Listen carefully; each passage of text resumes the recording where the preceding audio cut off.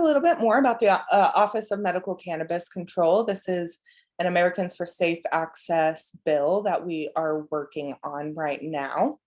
This is something that we're really going to dive into this year, and it's something that I would like for Congress. Again, if I had my way and the stars aligned and everyone does what Abbey says, Congress would pass the Office of Medical Cannabis Control bill separate from a larger cannabis package. So what this office would do, it would be a national coordination of cannabis policy. Right now, across all the states, because each state makes up their own mind what the laws are, it's very piecemeal, and that you never know if the laws that you follow in your state are the same as the laws in the state next door or in the state that you're visiting on vacation or where you're visiting families.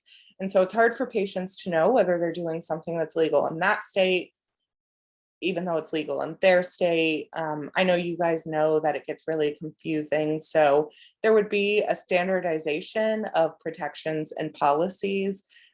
Think of it as the federal government setting the floor and saying, at minimum, states need to meet these thresholds to protect patients and make sure the products they're getting are safe. Of course, states will be able to go above and beyond that, and we always hope states go above and beyond that, but we do need some entity, some expertise entity to set a minimum threshold to make sure that no matter what state you're in, you receive at least that level of protection. I also want to note, if we have an Office of Medical Cannabis Control and they come up with this standardization process, and your state, let's say, this is just going to be a random example, let's say that the federal government says state medical cannabis programs have to allow patients to purchase at least 1 ounce of cannabis a month, but your state allows you to purchase 5 ounces of cannabis a month. The federal government coming out and saying you have to allow at least 1 ounce does not mean that your state automatically comes down to 1 ounce. It would still stay at 5 ounces. So you don't have to worry about this office coming out with a policy that diminishes your access. If anything, it would improve it, is our hope and our goal, and something that is communicated through the legislative intent in the bill. So this office would also be able to extend protections through federal programs. So you would not be able to lose access to Medicare if you're 65 years or older, or if you have a disability that makes you eligible for Medicare.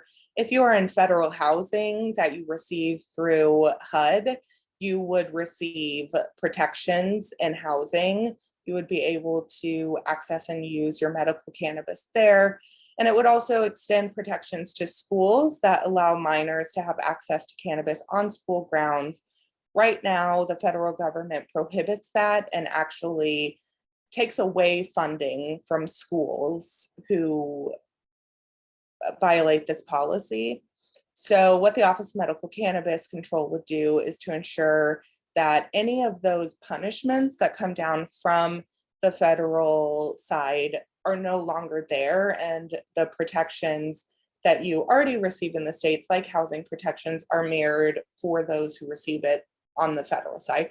Same with employment. If you receive federal employment, if you receive employment protections within the state, but you have a federal employment job, or you have a license that comes from the federal government, right now you could lose your job for using medical cannabis, but that would fix that.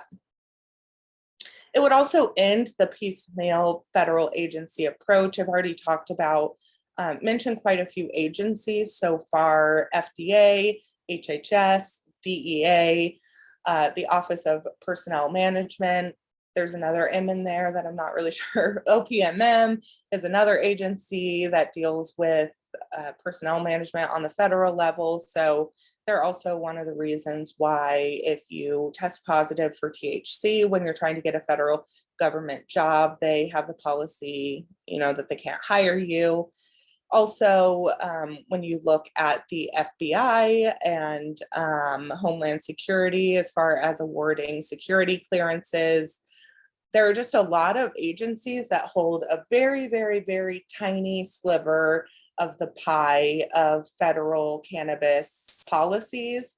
And so what this would do is it would take that tiny piece away from all of these scattered agencies, and it would bring that all into the Office of Medical Cannabis Control.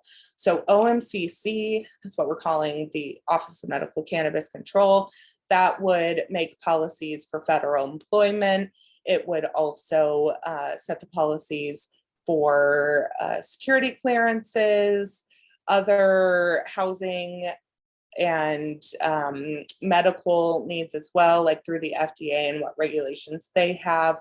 So it would really be the subject matter expert agency on a national level. So states would no longer have to worry about first figuring out which federal agency could possibly control this tiny area for a question they have or a problem they have. And there's just one central hub to go to where all of the experts are that can help states with their program. Now, a very important thing, and I already sort of mentioned it, but states will still be free to set their own policies. The Office of Medical Cannabis Control will not be set up to pass one medical cannabis law that covers the whole country. States will still be able to set limits. They'll be able to, like I said, go above that floor threshold limit that the federal agency sets in order to improve things even further for patients. So really what we're looking for OMCC to do is say this is where the floor is, and then we expect states to say, I would like to reach the ceiling and just add all of the good protections on there.